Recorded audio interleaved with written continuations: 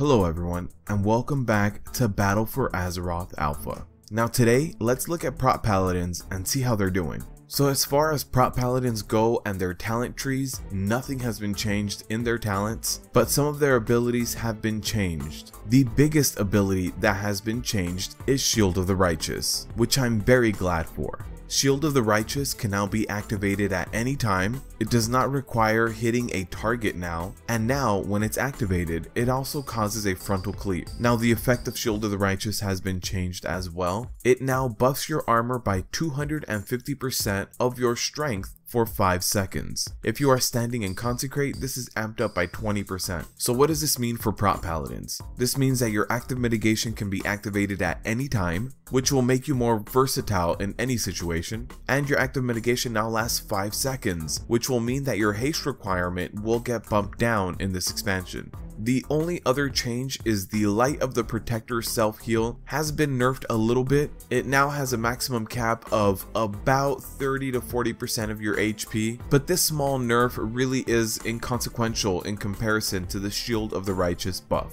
So now let's go over how this spec feels. During AoE pulls, the prop paladin feels amazing. The Shield of the Righteous uptime is very high, and the buff itself is also very strong, providing a lot of mitigation. The fact that there is no requirement to use it also means that no matter who or what you're targeting, you can enable Shield of the Righteous. Your Light of the Protector heal, even though it has been nerfed a little bit, it is still a very significant portion of your HP and feels very strong. And the only thing that feels like it's missing a little bit is the slight bubble you would get from Avenger Shield from your artifact weapon. That being said, prop paladin damage is still very high, so taking out mobs and mobs of enemies won't take forever. And boss fights. During boss fights, the new Shield of the Righteous activation and uptime are amazing, and your single target damage is also still very high. So now let's go over the good, the bad, and the hopes for this spec leading into actual launch Battle for Azeroth. Now the good is that you have very strong mitigation. Both the way that it activates has been buffed and the duration has been buffed. You also have good self-heals, and if you run Seal of the Light, you can also provide more raid utility that way. Also very good big cooldowns in case you ever get in trouble.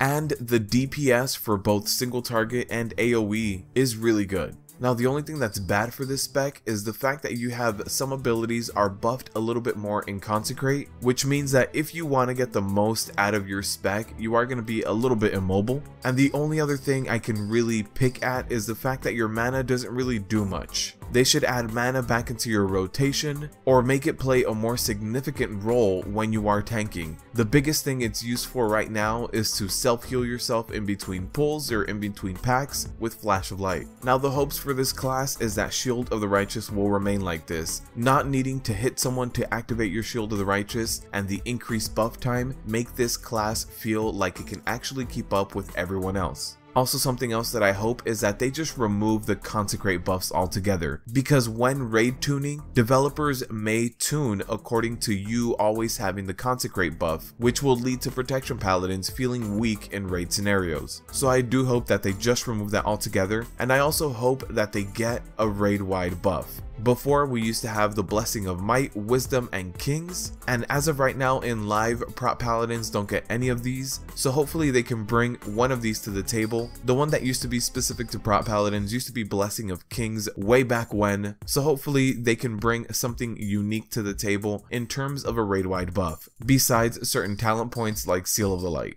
Thank you all for watching, and as always, good luck out there.